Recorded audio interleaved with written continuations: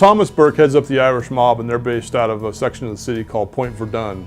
After Sal betrays Lincoln and kills Sammy and Ellis, he knows that he needs more than just Cassandra's help, so he contacts Thomas Burke. He's just a really fun character. He's just got a crazy mouth on him. He's spent kind of his life drinking and indulging in every kind of vice you can imagine. And at the same time, it's kind of left a toll on him personally and professionally. One of the side effects of that kind of got him into hot water with Sal Marcano. Because of this, he needs to be punished. So Sal sends in a guy named Roman the Butcher Barbieri, who takes a crowbar to Burke's left leg and permanently cripples him.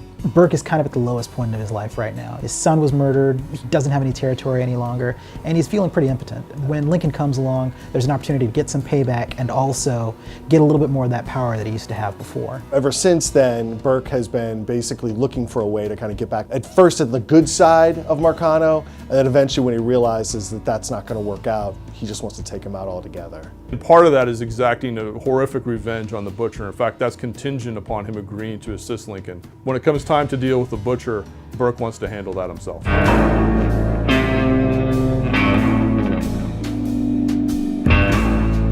Cassandra at the start of the game is trying to take Delray Hollow, which is controlled by the head of the black mob, Sammy Robinson. When Sal Marcano betrays Lincoln and he kills Sammy and Ellis, he hands over Delray Hollow to the Dixie Mafia, which is headed up by a guy named Richie Doucette. As they kind of come together, realize that they have this common enemy, they decide to team up and decide to work together to take him down because they know it will further their cause in kind of helping their criminal empire, but also their local community as well, which they feel has kind of been a victim of the kind of the city system and Marcano as well. The two of them don't trust each other very much.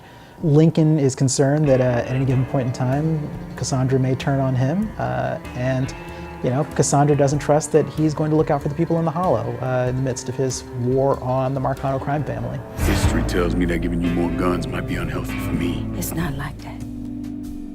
Not anymore. I'll see to it they get in the hands of the right people. Cassandra realizes that she will never realize her dream of taking the Hollow unless she assists Lincoln. But also part of that conversation that she has with Lincoln is the idea that as Lincoln dismantles Sal Marcano's organization, he may hand over other sections of the city to her.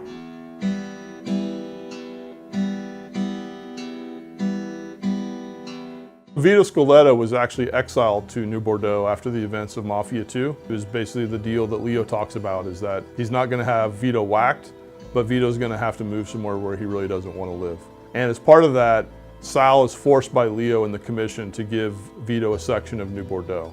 What he does is he gives him a section of the city called River Row. It's not glamorous, it's probably the most dumpy part of the city, but Vito's willing to go there and basically scratch out a living. Sal wasn't at all happy or interested in Vito coming to work for him, but basically out of respect for Leo, he took him in and gave him a district. Things come to a head, and basically Marcano's going to finally whack Vito, and Lincoln saves him. So for Vito, the deal is he's an old school mob guy. He believes in honor. So the fact that Lincoln saved him is a plus in his book. Like that's something that needs to be repaid. So that's part of the reason he's willing to go along with it. Vito knows, being an old school mobster, that this is the way business is done. You go with a strong person, and Lincoln is clearly the one who is going to be able to go after Sal and be able to take over the city. I'll clean this mess up. No reason for you to stick around. Remember our deal.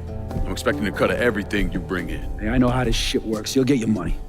So by teaming up with Lincoln, Vito feels that he can finally achieve what he's always wanted to do, which is to run a city, or at least be a participant in running a city.